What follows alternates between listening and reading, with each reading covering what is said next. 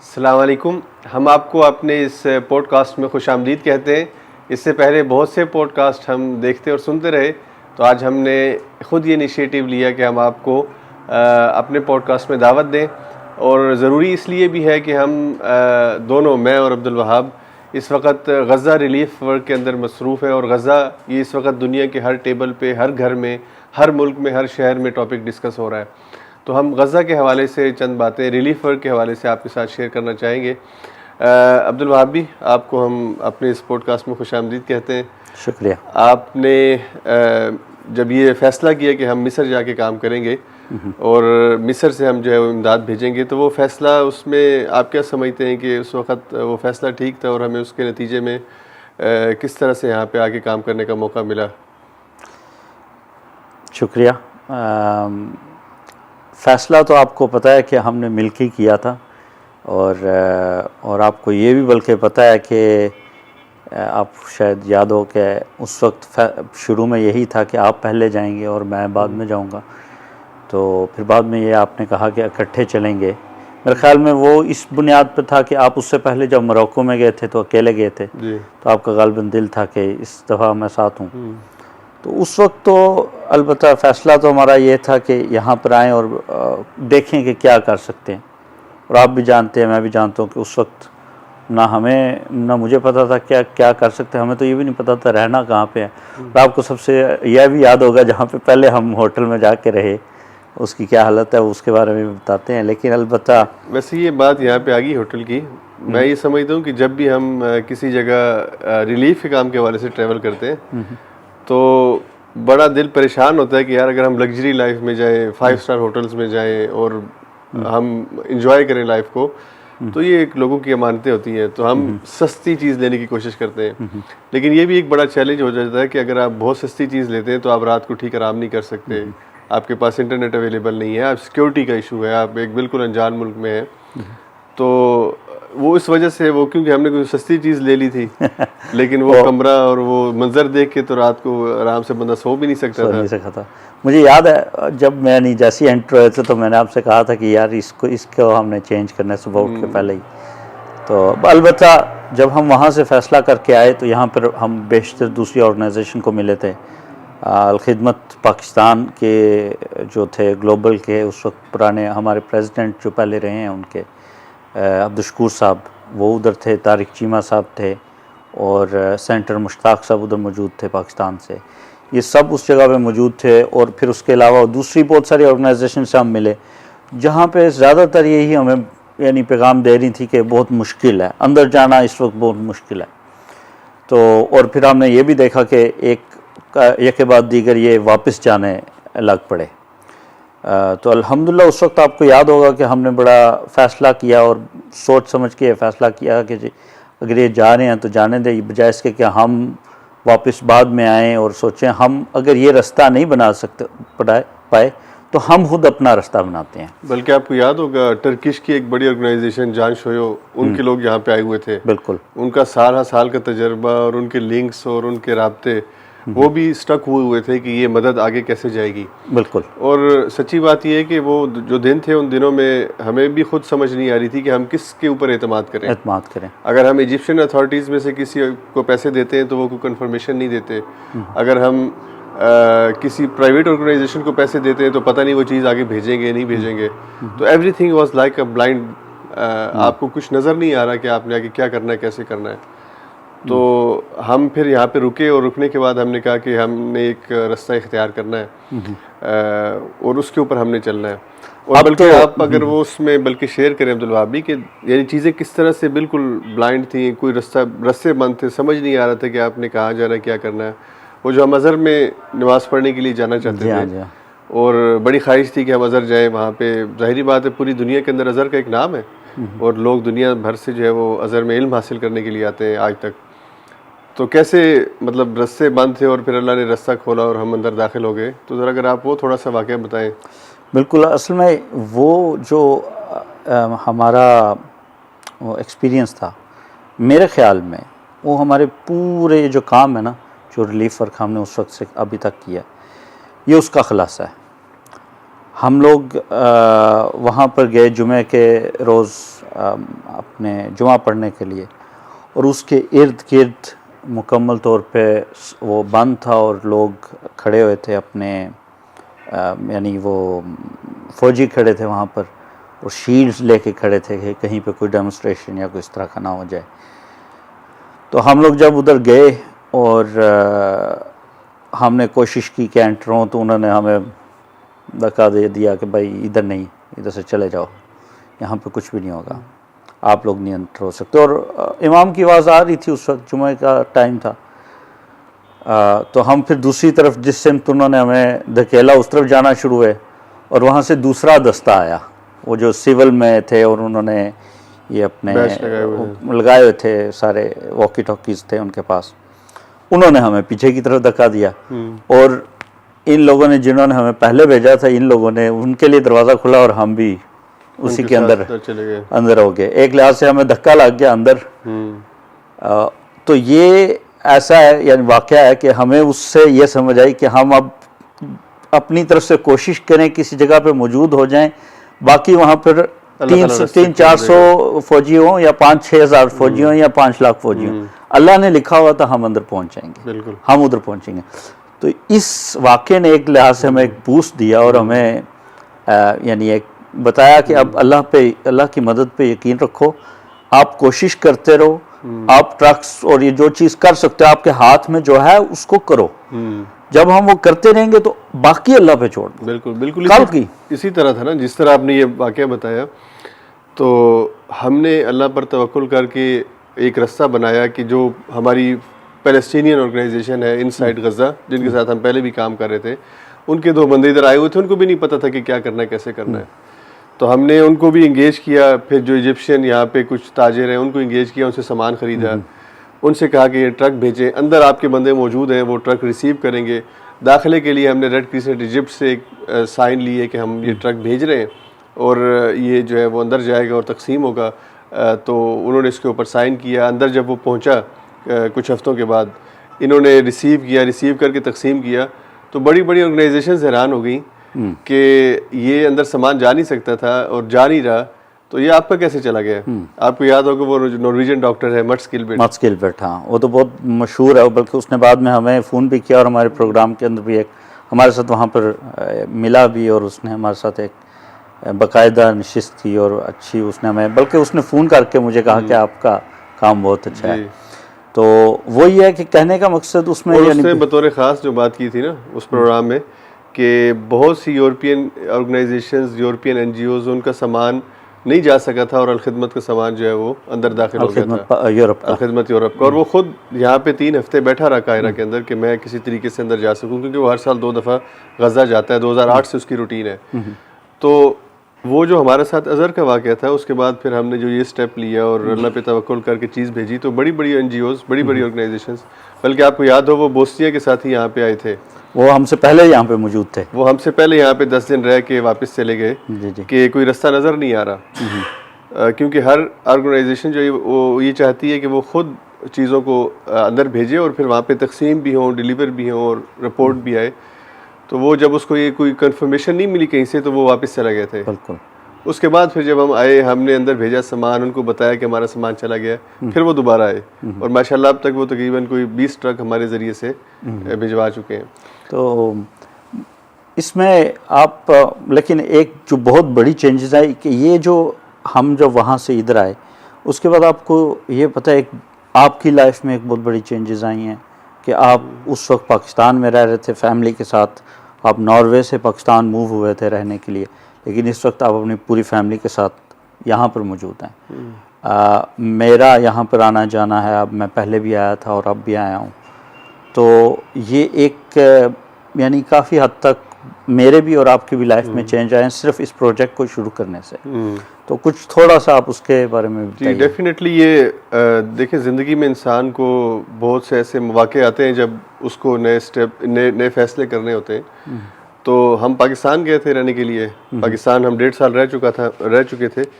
तो फिर जब ये गज़ा वाला मामला शुरू हुआ और मैं तकरीबन 2 माह यहाँ पे रहा, और उसके बाद फिर मेरे घर वालों के साथ मिलकर फ़ैसला किया कि वो भी इधर मिस्र आ जाए। तो एक मुश्किल फ़ैसला था। ये अजनबी मुल्क है हमारे लिए, ज़बान भी अजनबी है, लोग भी अजनबी हैं।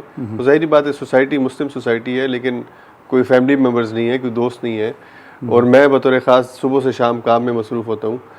तो ये एक मुश्किल था, लेकिन अल्लाह का शुक्र है अल्हम्दुलिल्लाह, जब भी आप कोई मुश्किल स्टेप लेते हैं उसमें अल्लाह ताला आसानी के रास्ते पैदा कर देता है। अब अल्लाह का शुक्र है कि हम यहाँ पे आए तो बच्चे अरबी ज़बान सीख रहे हैं। इस माहौल के अंदर बहुत से चैलेंजेस हैं, आपको पता है, यहाँ की सोसाइटी, यहाँ का कल्चर, यहाँ का सिस्टम, यहाँ की लेन देन वो उस तरह से फेयर नहीं है जिस तरह हम यूरोपियन कंट्रीज़ में हमारे साथ होता है। तो इन सब चीज़ों के कतई नज़र हम अपने मिशन पे अगर फोकस रखें कि हम किस मिशन के लिए आए, तो फिर वहाँ पे ज़िंदगी गुजारना आसान होता है।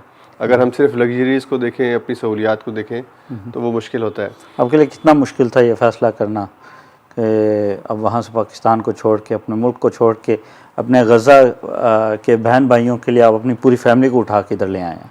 डेफिनेटली एक मुश्किल फ़ैसला था, और बतौर ख़ास जब मैं यहाँ से नॉर्वे जाता हूँ या किसी और जगह जाता हूँ तो पीछे बच्चे और फैमिली अकेली होती है। तो ये उससे ज़्यादा परेशानी होती है कि पीछे यहाँ पे, क्योंकि पाकिस्तान में तो रिलेटिव्स होते हैं साथ, कोई ना कोई देखभाल कर लेता है, तो यहाँ पे वो मुश्किल होता है कि क्या कर ले। बल्कि बतौर ख़ास मैं, वो मरियम जो मेरी बेटी है छोटी, वो मैं यहाँ पे हूँ और उसको दिन को ना मिल पाऊँ तो वो अगले दिन शिकवा करती है कि मैं सुबह जाती हूँ तो आप सोए होते हैं, क्योंकि मैं रात को लेट वापस घर जाता हूँ, और रात को जाता हूँ तो वो सोई होती है। तो ये इस तरह की सिचुएशन यहाँ पे बाज़ दफ़ा काम के बर्डन की वजह से होती है, लेकिन उसको भी पता है कि हम किसी मकसद के लिए यहाँ पे आए। आज हम वेयर हाउस में थे तो मैं मरियम को भी साथ लेके गया, इब्राहिम को भी साथ लेके गया, उन बच्चों ने काम किया साथ मिल के। तो उनकी एक तरह से ये भी ट्रेनिंग है कि रिलीफ वर्क के अंदर वो शुरू से अपने आप को इन्वॉल्व करें, और वो सामान की तैयारी में और इन चीज़ों को लेके जाने में। बतौर ख़ास अब्दुल वहाबी मैं आपसे चाहूँगा कि हमने जो स्टेप लिया था यहाँ पे आके काम करने का, आप ऑर्गेनाइजेशन जो हमारी अलखिदमत यूरोप एक छोटी सी ऑर्गेनाइजेशन थी, एक महदूद सी, बड़े छोटा सा मुल्क है नॉर्वे, बहुत छोटी आबादी है और बड़े दुनिया की बड़ी बड़ी तंजीमें हैं। तो आप कैसा फील करते हैं कि हमारा वो जो स्टेप था उसके बाद आज हम जिस लेवल पे आ गए हैं कि आप दुनिया भर से तंजीमें राब्ते में भी हैं, और हमारे उस चैनल के थ्रू, जो चैनल हमने बनाया, सामान भिजवा रहे हैं? एक अल्लाह की तरफ से देन है, इसको तो मैं उससे ज़्यादा कुछ नहीं कह सकता कि अल्लाह ताला ने हमें इसके लिए कबूल किया, इस काम के लिए, और अल्लाह ताला ने हमें मौका भी दिया। तो हम बहुत ज़्यादा शुक्र है अल्लाह का कि हमें साथ ये हो सका। अलबत्ता मैं जो हूँ ना, पर्सनली ये नहीं सोचता कि कोई इंसान भी कोई लकी इंसान है, यानी लक मेरी ज़िंदगी के अंदर मैं ये नहीं सोचता कि ये एक चीज़ है। मेरे मुताबिक हर इंसान को इक्वल अपॉर्चुनिटीज़ मिलती हैं। कुछ लोग ऐसे होते हैं कि जो अपॉर्चुनिटीज़ को अवेल कर लेते हैं, और कुछ लोग, जिस तरह अगर आपको 100 अपॉर्चुनिटीज़ मिली हैं और आप उन 100 में से, क्योंकि पिक एंड चूज़ करेंगे, ये मेरे लिए है या ये हो सकता है, नहीं हो सकता, इस तरह करके 10 उसमें से आप करें, और 10 में से एक, शायद एक भी ना वो हो, कामयाब हो, बल्कि दूसरा इंसान हो जो जिसको भी 100 अपॉर्चुनिटीज़ मिलें उसके खिलाफ और उसके मुताबिक, और वो 100 की 100 ले रहा है या 100 में से 90 ले रहा है, तो उसकी सक्सेसफुल होने की क्या उसे कहते हैं, चांस ज़्यादा है। मेरे ख्याल में ये एक खुलासा है कि किस तरीके से हम लोग इधर आए। अल्लाह ताला ने हमें अपॉर्चुनिटीज़ दी, हमें मौका दिया। ये कई सालों से हम इस चीज़ पे काम कर रहे थे, तो जब हमने उसको अवेल किया तो अल्लाह ताला ने हमें कामयाब किया। अब उन सब अपॉर्चुनिटीज़ बहुत बाकियों को, लोगों को भी मिली थी जो इधर इस वक्त मौजूद थे, लेकिन जो पोजीशन अलखिदमत यूरोप को उसके बाद मिल गया हमारे इन फैसलों के बाद, वो बहुत कम को मिली है। आप देख रहे हैं कि अब कई $मिलियन का सामान जो है एंटर हो चुका है। 100 ट्रक के करीब हम चले गए हैं, यानी चले जाएंगे अब बहुत जल्द। तो ये एक अल्लाह की तरफ से देन है, अल्लाह ताला इसको कबूल करे, हम उसका शुक्रगुजार हैं। और जिस तरह अल्लाह ताला ने कुरान में भी कहा कि तुम अपने जान और माल से जिहाद करो, अल्हम्दुलिल्लाह, तो हम जान, आप अपनी पूरी फैमिली को लेके इधर आ गए, और माल हर चीज़ से अपने अल्लाह की रास्ते। बल्कि अब्दुल वहाबी, ये जब रिलीफ के काम में एक पहलू ये कि जब आप किसी की मदद करते हैं और वो मदद उसके घर पे पहुंचती है, उसके सामने पहुंचती है, तो वो उसके चेहरे के ऊपर जो खुशी होती है, उसके जो जज्बात होते हैं, अगर आप उनको देख सकें और फील कर सकें तो आपको काम का मज़ा आता है। वो कहते हैं ना कि पैसे पूरे हो जाते हैं। तो जब आपने हार्ड वर्क किया है और आपकी मेहनत के नतीजे में अल्लाह के फजल से वो मुस्तहिक तक चीज़ पहुंची और वो खुश हो गया, तो आपकी रात की थकावट, आपका सफ़र, आपका पैसा, आपकी ये सारी चीज़ें आपके लिए बेमानी हो जाती हैं। आप उस बड़े मकसद को सामने आता देखकर और उस खुशी को देखकर अपनी थकावट भूल जाते हैं। मैं रात को आपके साथ ही था जब हम अली को मिले, जिन्होंने हमारे ज़रिए से ट्रक्स जो है वो अंदर, हमारे ट्रक्स अंदर भिजवाए और वहाँ पे तकसीम किए। तो वो मेरी बात करवा था कुछ फ़लस्तीनी माओं के साथ कि जिनको हमारे वो फूड बॉक्सेस मिले। तो जब मैंने उनकी बात सुनी तो मुझे बहुत खुशी हुई कि जिस अंदाज में वो शुक्रिया अदा कर रही थी और उनके लहजे के अंदर जो तशक्कुर के जज्बात थे, और उन्होंने कहा कि जब से जंग शुरू हुई हमें किसी ऑर्गेनाइजेशन की तरफ से कोई चीज़ नहीं मिली थी, आपकी तरफ से जो बॉक्सेस गए फूड बॉक्सेस, तो ये वो पहले बॉक्सेस हैं जो हमें मिले। तो ये यानी कहने का मकसद ये है कि जो बेनिफिशियरी है, जो जिसके पास चीज़ पहुंच रही है, और यही चीज़ हम अपने डोनर्स तक कन्वे करने की कोशिश करते हैं, अपने साथ जो हमारे लोग काम कर रहे हैं उन तक कन्वे करने की कोशिश करते हैं कि आपका दिया हुआ आगे पहुंच रहा है। और फिर हमारे लिए जब शुरू में, मैं एक और चीज़ भी आपके साथ शेयर करूं कि बड़ा चैलेंज था कि हर तरफ से यही बात थी कि सामान अंदर नहीं जा रहा, सामान अंदर नहीं जा रहा, सामान अंदर नहीं जा रहा, अंदर से फुटेज नहीं आ रही थी सामान की। तो मैंने तो अपने तौर पे तय किया था कि इंशाल्लाह यहाँ पे रहेंगे और सामान अंदर भेजेंगे और अंदर से कंफर्मेशन आएगी तो जाएंगे, उसके बगैर नहीं जाएंगे।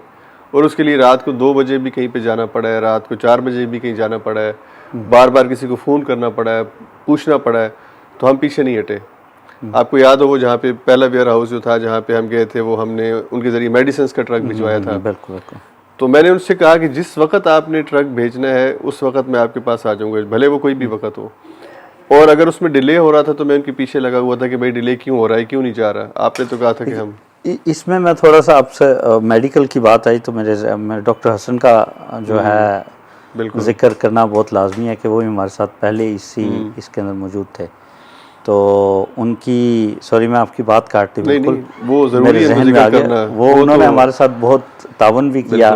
वो इधर से इंग्लैंड से आए थे और उन्होंने अपना पूरा, हम 3 साथी इकट्ठे 3 साथी थे, क्योंकि उनके अलावा ये जर्नी पूरी नहीं होती। वो आज होते थे हमारे साथ होते थे। आपको याद होगा कि उनका जज्बा किस तरह था कि वो रोते थे रात को और दिन को जो है वो ऐसे हमें कहते थे कि करो करो कुछ करो। तो मेरे ख्याल में कि वो 3 जो हमारी है, एक वो था कि जो खींचता था कि हमें लेके चलो कर ले, और एक वो थे कि जो मतलब कन्वीनर थे हमारे दूसरी तरफ। दूसरा मैं था कि मैं थोड़ा सोच समझ के फैसला कर लें। आपको याद होगा जब हम वो एक ऑर्गेनाइजेशन में, उनका नाम नहीं लूँगा, लेकिन जो हमारे वहाँ से इंग्लैंड से थे, जो कह रहे थे कि हम आपके भेज देते हैं, हम उनके पास गए, हमने फैसला किया कि इनके साथ भेजते हैं। हम दूसरों के साथ गए तो हमने फैसला किया। अलबत्ता फिर उसके बाद हम रिकन्वीन करके, मैं, आप और जब हसन वो टैक्सी में बैठे थे और गिज़ा की तरफ, जहाँ पे राम मिसर है उसकी तरफ जा रहे थे, तो हमने उस वक्त फैसला किया था कि यार बजाय इसके कि हम जो ये कह रहे हैं कि हम भेज सकते हैं, तो क्या हम क्यों ना करें ऐसा कि हम खुद से अपने भेजें। बिल्कुल, हम बल्कि वो आपने हसन की बात की तो वो हमारा एक बड़ा अच्छा पेयर बन गया था, फ़लस्तीनी पाकिस्तानी। हम मतलब मैं, आप और जो हसन है, हम पाकिस्तानी बैकग्राउंड से थे, अमजद और अली और जुमा। तो हमारा बहुत से वो जो 5-6 दिन इकट्ठे गुजरे सफ़र में, और इधर से उधर, उधर से इधर, इस ऑर्गेनाइजेशन के पास, इस कंपनी के पास, कायरा के एक साइड पे, कायरा के दूसरी साइड पर। तो वो बड़े यादगार दिन है और हमने काफ़ी कुछ लर्न किया उन दिनों में। हमने खुद यानी ज़ीरो से काम को कैसे स्टार्ट करना है, कहाँ से आपने परचेज़ करना है, कहाँ से आपने क्वालिटी को चेक करना है, कैसे आपने पेमेंट करनी है, आपकी जो क्वालिटी। थोड़ी सी मेरे ख्याल में ये भी अच्छा होगा कि कुछ लोग जो जानना चाहते हैं कि वो किस तरीके से करते हैं खुद से, कभी प्रैक्टिकली, तो क्या चीज़ें हैं जो जिनको वो यानी केयरफुल, किन चीज़ों का उनको ध्यान रखना चाहिए, क्या किस तरीके से काम करना चाहिए। एज ए इंडिविजुअल तो मैं सबको यही मशवरा दूंगा कि जो आपकी इस्टेब्लिश्ड ऑर्गेनाइजेशंस हैं, जो आपकी बड़ी ऑर्गेनाइजेशंस हैं, आप उनके ऊपर ट्रस्ट करके उनके साथ मिलकर काम करें। अकेला आदमी, यहाँ पे हमारे पास बहुत से इंडिविजुअल्स आए, यानी मेरे पास उर्दन से एक पाकिस्तानी दोस्त आए कि मैं ट्रक तैयार करके भेजना चाहता हूँ। दुबई से एक दोस्त अभी आज रात को आ रहे हैं, पहले भी आ चुके हैं, वो भी पूरा टेंट्स का एक ट्रक जो है वो भेजना चाहते हैं। वो मोमिन बिन साकिब की वालिदा और उनके वालिद और भाई बिलाल बिन साकिब यूके से यहाँ पे आई, पूरी फैमिली आई इसी जज्बे के साथ कि हमने खुद भेजना है। तो देखिए, ये जो इंडिविजुअल्स का यहाँ पे काम है ना, वो बड़ी ऑर्गेनाइजेशन पर ट्रस्ट का काम है, वो खुद आके फॉलो अप करें, चीज़ों को देखें, लेकिन वो खुद यहाँ से आके परचेज नहीं कर सकते, खुद यहाँ से आके पैक नहीं कर सकते।